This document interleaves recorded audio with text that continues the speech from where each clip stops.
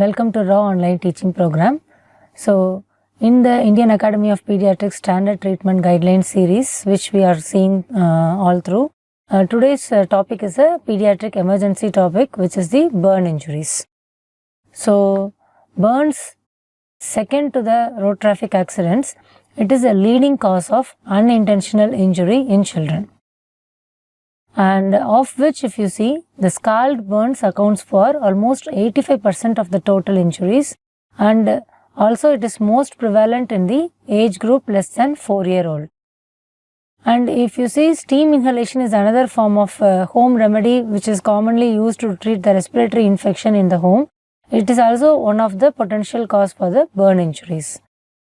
And depending upon the type of burns, you should, in young children, you should raise the suspicion of a child abuse. So, if you see in case when there is a glove and stocking burns of the hands and feet, or if there is single area deep burns on the trunk, buttocks or back, which is like inaccessible sites, and small full thickness burns like cigarette burns, in all these type of burns, you should raise the suspicion of child abuse. So, these are all the type of burns that may cause injury to the children. So, moving on to the burn prophylaxis. So, before the burns would have happened, we should try to prevent the happenings, because the aim of the burn prevention is mainly to stop the continuous reduction in the serious injuries. Also, if you see, in case of burns, the death is actually most likely because of the irreversible anoxic brain injury that happens at the time of burns. So, that's why prevention of burns is much more important than treating burns. Okay. So, how we will prevent the burns? By preventing the fires.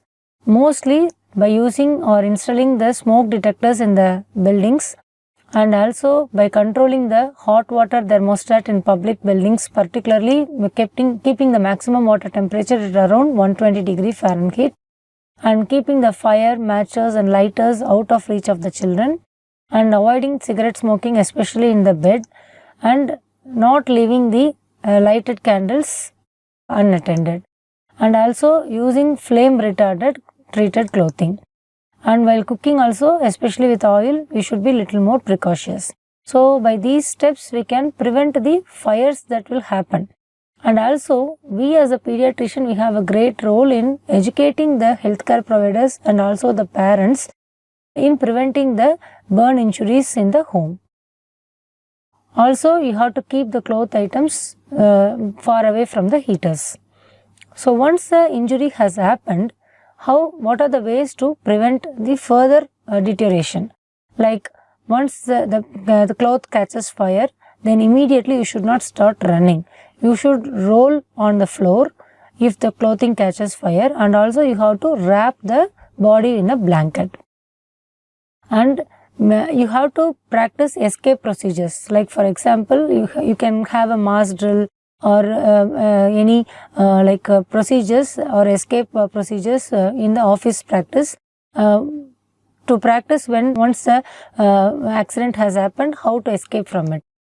And if the fire occurs and if it is lot of smoke inside the closed building, you should start crawl beneath the smoke. And there are various pamphlets like educational materials have been provided by the National Fire Protection Association, so you can make use of it. So, moving on to the indications for hospitalization. So, when you admit the child and treat for the burns, so that is very important. So, some burns are very minor, you can manage in OP management itself in outpatient, and some burns definitely you have to admit and treat the burns.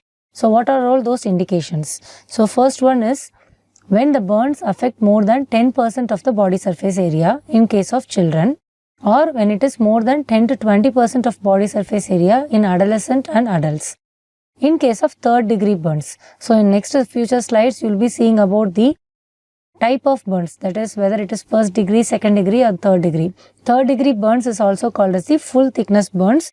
So, this full thickness burns, definitely you have to admit the child and manage accordingly. So, third degree burns is also termed as full thickness burns.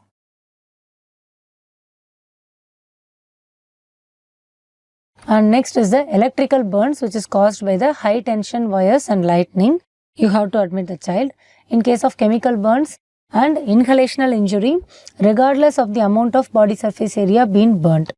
And inadequate home and social environment, in case if you suspect child abuse, or in particular areas of the body where the burns would have occurred, definitely you need to admit the child. So when burns has happened over face, hands and feet, that is extremities, or in the genitalia or perineal region, or if it involves the major joints, you have to admit the child.